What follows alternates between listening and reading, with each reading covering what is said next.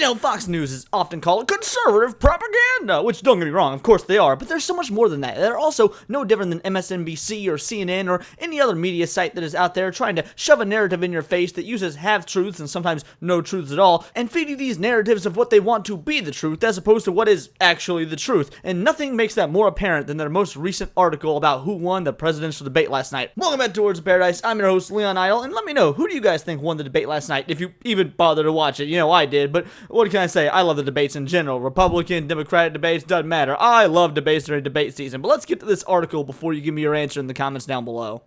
First Republican debates, the biggest loser and the biggest winner. There was one clear winner on Wednesday night in Milwaukee and one clear loser. Now this is by Liz Peek. Now I'm not particularly familiar with Liz Peek, but looking at her smiling, smug, relatively old but trying to keep young with all that makeup looking face, I can imagine she's got a completely atrocious opinion. I mean, she's writing for one of these big corporations, in this case Fox, but also at the aforementioned CNN, MSNBC, so I guarantee you she has nothing of value to offer the culture, but let's give her a chance, shall we? The person who most enjoyed the first Republican debate was undoubtedly former President Donald Trump. By not participating in the forum, he stayed above the fray, and what a fray it was. The night was full of acrimony and sloppiness. First of all, yes, there was a lot of that, but there was also a lot of really good stuff that came with it if you're into politics. So, I don't know. I already think this woman is a ride-or-die Trump supporter, and she wants to just talk about how anything without Trump is an utter failure. But then again, Fox News has very much been trying to distance itself from Trump, so I don't know. It could go either way. But she is openly calling Trump, you know, the winner here. Or, I mean, not really the winner, but above the fray, and that's the only time I've known Trump to be above anything. But the 8 candidates who gathered in Milwaukee have in common that they are massively trailing the former president. Nothing that took place on the debate stage will turn that around. Businessman Vivek Ramaswamy had substantial momentum coming into the GOP debate in Milwaukee. In just 2 hours, he blew that advantage and most notably any chance he might have had at securing the nomination. Now, I'm going to completely and utterly disagree here. He was the sole reason the debate was entertaining. He was the only candidate that made this debate not only entertaining, but also informative and showed just how important it is that we get somebody from, you know, the more modern generation into politics and leave all these old, crusty individuals out and about, and they've had their time. Vivek actually spoke with us in a way that had humor and gravitas to it that, I'm going to be 100% honest, reminds me of a right-leaning right-wing Obama, and I actually kind of enjoy that energy because no one can deny, whether you love the dude or hate him, that Obama was a fantastic speaker. He appeared smart-alecky and disrespectful of his fellow contestants. That is hilarious that Fox News, of all people, is trying to be like, he was smart-alecky and disrespectful. That's not okay. When they spent how many years propping up Trump for doing the exact same thing to a far more egregious degree, but oh no, this little short, skinny, a guy of, I don't know, Indian descent or whatever he is, he can't be smart alecky or disrespectful. Then why'd you cheer on Trump for so many years for doing it, especially considering that's what the people like to see. That is what we call a power move. He interrupted constantly, much like Trump always did, and displayed none of the sobriety and substance so needed by a 38-year-old eager to convince his voters that he belongs in the Oval Office. Once again, just like Trump, only Trump was not 38. Ramaswamy on several occasions boasted of being the only political novice on the stage, which is a good thing to boast about because we are tired of, career politicians. They're the ones that got us into all these messes. But yeah, and again, that is what you guys loved about Trump so much. He wasn't part of the machine, so he's going to fight it, which again is one of the things that I absolutely like about Trump. So why are you sitting here acting like that is a bad thing? It is amazing. This is what I mean. Fox News, they're completely changing their tune. They're falling more in line with the certain things that the other big media corporations, legacy media, has been saying. And if you still think that, oh, Fox News is on my side because they're not preaching the same woke propaganda as CNN or MSNBC, no, they are. They're just doing it in a far more palatable way that tricks your conservative monkey brain into thinking, oh, they're on our side. No, they're not. Fox is the same as all the rest of them, and you can tell here when they're completely ignoring, or not even ignoring, when they're bastardizing everything that Ramaswamy said and did when it was the same stuff they, once again, cheered on Trump for doing. But keep telling yourself that Fox News is on your side. They ain't. They are just a far more palatable version of the left wing. Like, let's be real here. Derisively describing his fellow candidates as pack puppets. Yeah, again, which is a good thing that he did. Yeah, of course all these other candidates are pack puppets. What candidate is not a pack puppet? But oh, far be it from this dude who is a political outsider, who is a businessman, to come in and say the truth about these politicians. He also insulted the group by describing them as bought and paid for. Every single politician is bought and paid for. You're trying to make it out like he was the one that lost the debate tonight, but so far you were just giving a brilliant ad for Vivek Ramaswamy. For anyone that didn't watch the debates, and this is like your guys' first time hearing about him, I'm sure you're kicking back being like, this dude sounds pretty alright. It's because he is. The lack of civility was shocking. Why? Elections have not been civil in at least since I've been alive, and I'm about 30. And at odds with Ramaswamy's trademark sunniness. During the first break, he must have heard his attacks were not resonating with the audience. Oh, BS. Do you watch the debates, watch the replay? Do you see how much cheering there was for this man? Like, he shut down Chris Christie to the point where the audience effectively booed Chris Christie off stage. Like if this was a cartoon, there would have been so many rotten tomatoes pelted at that fat fuck, it would have been hilarious. So don't say that he wasn't resonating with the audience. He was trending on Twitter during the debates, which frankly is just proof that other people besides me were watching the debates. Since he subsequently toned down the hubris, but the damage was done. Oh yeah, the dude is in second place, or sometimes third. He and Ron DeSantis kind of alternate, but it didn't hurt him whatsoever, because once again, he's in second place and was trending on Twitter. Where was anyone else? DeSantis wasn't trending, at least I don't think. I didn't see his name on there, but I was glued to the debate, so I didn't exactly check super often.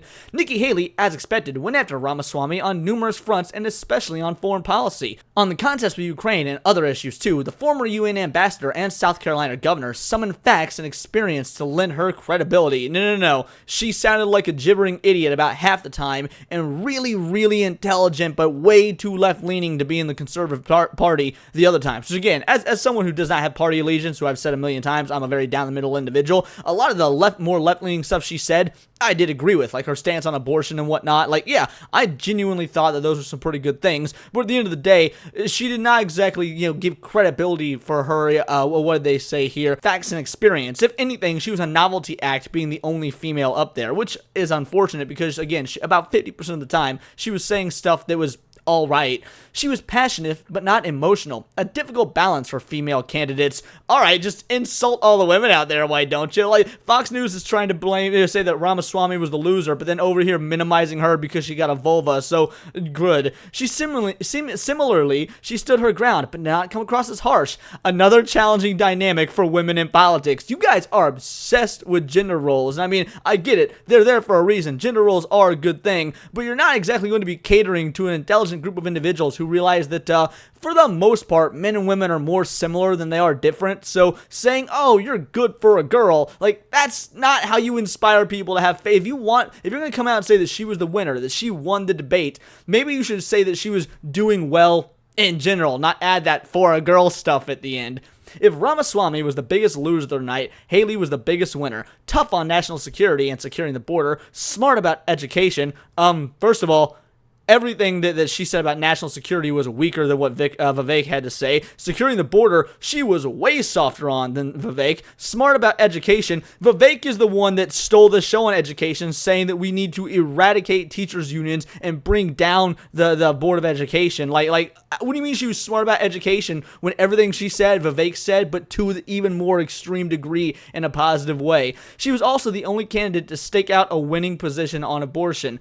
I mean, to be fair, most of them said about the same thing on abortion, but I will admit, yes, she did have the best stuff about abortion in this in this debate. But that being said, this is Fox News. If they were such right-wing advocates, why would they side with somebody who's saying a left-leaning thing about abortion? She basically said, nothing we can do about it, let's let it happen. I mean, granted, she did say that she herself is pro-life, but logistically, that there's nothing the right wing can do about it, so they may as well forget about it, which is true. Like, she's 100% in the right there, and frankly, to me, abortion should be a state's issue. That was like the whole reason for, Roe v. Wade being overturned, leave it to the states. And as somebody who cannot stand federal power, I'm all for leaving that to the states, regardless of what my views on abortion are, because frankly, my views don't matter all that much. That being said, yeah, she did have a very good winning position on abortion. I will also maintain that Vivek didn't get to speak on the abortion question, so I don't know what his stance would have been. But yes, of all the pre-canned responses all the other ingrates and morons had, she did have the best. Though she declares herself proudly pro-life, she also acknowledges that Republicans must must respect the deeply personal nature of the issue and find a middle path. I agree completely.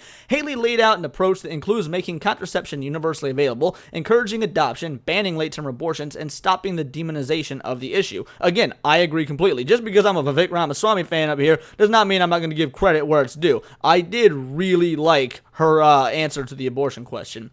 It was an important night for the Haley campaign, which has failed to gain traction in recent months. It could prove a turning point. Chris Christie also turned in a solid performance. Bro, he was the worst one there of the ones that got to talk. Bergman and the other dude who I can't even remember the name of, who so proudly claimed they used to be the leader of the DEA, they didn't speak almost at all. But of everyone that had speaking time, Chris Christie was the absolute worst. As I mentioned earlier, he was almost booed off stage to the point where the moderators had to tell everybody to quieten down. Like, what do you mean he turned in a solid performance? Mike Pence, of all people, had a better performance than Chris Christie, and Mike Pence was a snooze fest. Despite being loudly booed by the audience for disparaging former President Trump, of all the contestants, he seemed the most relaxed and drawn substantial personal achievements while serving as a federal prosecutor and as governor of New Jersey to make his case. Yeah, that's in a debate, that's what you're supposed to do. Mike Pence did the same thing about his time as vice president. DeSantis did his same thing about being the governor of Florida. Like, this dude didn't do anything the others didn't do, and he did it worse in every instance. Right here, once again, we are seeing the Fox News bias at work. They want some sort of establishment shill that they can control, that they can very easily write good things about, that's going to keep them, all you Republican viewers and readers who just look to Fox News every day as your daily kernel of truth, despite the fact there's no truth to them. They're like, we can put this guy in the papers and on the internet and in front of these easily to manipulate pea-brains that are reading this on their phone while taking a dump. This is the guy that they're going to think did really, really well, and we're going to make it so. Like, if you do not realize at this point that Fox News is manipulating you the same way as MSNBC or CNN, then I don't know what to tell you. You can't be helped. Christie's finest moments came during his final remarks when he reminded the audience of how hard and rare it is to unseat an incumbent Democrat, a feat he accomplished when he defeated John Crosine to become governor of New Jersey in 2009. Yeah, in 2009, way before the culture war had gotten to the point where it wasn't even a culture war in 2009, actually. It's 2023. It's been almost 15 years since that happened. I don't exactly think that this fat tub of lard is going to do anything to a Democrat. This dude couldn't beat Joe Biden, and I would think that Plank from Ed, and Eddie could beat Joe Biden. Like, as he recalled, the last Republican to beat an incumbent Democrat president was a governor of a blue state. That, of course, was Ronald Reagan, who beat Jimmy Carter in 1980. Well, once again, to be fair, Plank from Ed, and Eddie could have also beat Jimmy Carter in 1980. Now, that would have been very difficult considering Plank had not yet been drawn by the animators of Ed, and Eddie, considering it was about 15 years before that time. But that's neither here nor there. We could make a point where Plank from Ed, and Eddie time travels back to 1980 and would still beat Jimmy Carter because he was that incompetent. He is literally known as possibly the worst president in American history. Not recent history, American history. So, yeah, you're not exactly like propping yourself up as too amazing when you're referencing beating Jimmy Carter. Still, the odds of Christie advancing in the race are slim, unlike him. He is the opposite of slim. The vast majority of Republicans still support Donald Trump, and Christie's made it clear that he is bitterly opposed to the former president's re-election. Indeed, with Trump now commanding a 40-point lead in the primary race and enjoying widespread loyalty among Republicans, all candidates need to break through and give voters a reason to choose them over the former president. Now, frankly, as it currently stands, I would probably choose Vivek Ramaswamy over Trump. No question. No one achieved that kind of success on Wednesday night. The candidate who most needed a leap forward was Florida Governor Ron DeSantis, whose campaign has been in free fall for weeks. And let me tell you, he did not impress. Not at all. Like middle school teacher Harrison Ford here was just flatline the whole time. Though the Florida governor made no drastic missteps, he looked awkward and uncomfortable. He failed to answer most of the questions directed to him, instead dodgily inserting pre-prepared sound bites that rarely met the moment. Again, he's a politician. Like, why are you guys shocked or talking about this like it's any sort of surprise? Or why are you reporting on it at all? Oh, politician talks like politician. That ain't news, Foxy. The worst moment for DeSantis came when the moderators asked the candidates to indicate whether they would support Trump for president should he win the nomination. Everyone but Christie and Asa Hutchinson, that's the DEA guy I was talking about, signaled support for the former president. DeSantis raised his hand only after seeming to look left and right for reassurance. Yeah, that was absolutely hilarious. Viewers took note. Tim Scott was unexpectedly subdued during the debate, which was unfortunate. His normal good cheer and faith in our country is a tonic in these bitter political times. I'll be honest, I don't want positive tonic in these bitter political times. I want somebody who's going to tell us the harsh truths about the failing that is America right now, and that's what Vivek Ramaswamy did. He came in and he was brutally honest about the fact that, yeah, right now, America kind of sucks. We can fix it, but first you got to acknowledge that it kind of sucks, which Mike Pence fought him on to the bitter end, was talking about how just absolutely amazing we are. And don't get me wrong, compared to a bunch of other countries, we are amazing, but that doesn't mean that we're amazing in a vacuum. We're not. We're doing bad. Things need fixed. That's why everyone's so unhappy right now. That's why songs like Richmond, North of Richmond are killing it in the charts. By the way, my next video is going to be about the dude that wrote that song, and I know you guys weren't a big fan of my reaction to the song, but hear me out. It's a pretty good article. Look forward to that at 3 p.m. today. But back to this. Others on the stage included North Dakota Governor Doug Burgum, who had torn his Achilles tendon that morning playing basketball with his staff. Considering his recent visit to the emergency room, he can be excused for having failed to excite the crowd. Like former Arkansas Governor Asa Hutchinson, Burgum is unlikely to go far. The other major player was former Mike Pence, who, contrasted especially with Ramaswamy, was the grown-up in the room. Bro, if you by grown-up you mean like the right-wing version of Joe Biden, he was that incoherent and incompetent. I'm not even joking and this is gonna maybe upset a few people. Then again, who cares about Mike Pence? I'm gonna say it anyway. I genuinely think there have been moments where Joe Biden was a better speaker than Mike Pence was tonight, or I guess yesterday by the time you're seeing this. He was abysmal, and literally no point he made during this entire debate was a well-made point. It was just traditional 1940s American Republican, talking points. It was sickening seeing this man. He is such a product of his times. He is going nowhere, and it is hilarious to see. He had a decent night and doubtless appealed to conservatives who applaud his hard line on abortion and on national security issues, but his religiosity limits his reach. There is so much wrong with that entire sentence. I don't even have time to break it all down in this video. Viewers are hoping to find a candidate capable of pushing Donald Trump out of the race who are likely disappointed. Perhaps the evening will convince Virginia Governor Glenn Youngkin to throw his hat in the ring. Without a doubt, there is an opening. Oh my goodness, Liz Peek. Liz. First of all, you really ought not disparage, women in politics, considering you are a woman writing about politics. But even if you're going to do that, you need to learn to pick your battles. You might be the female Mike Pence. You are so out of touch.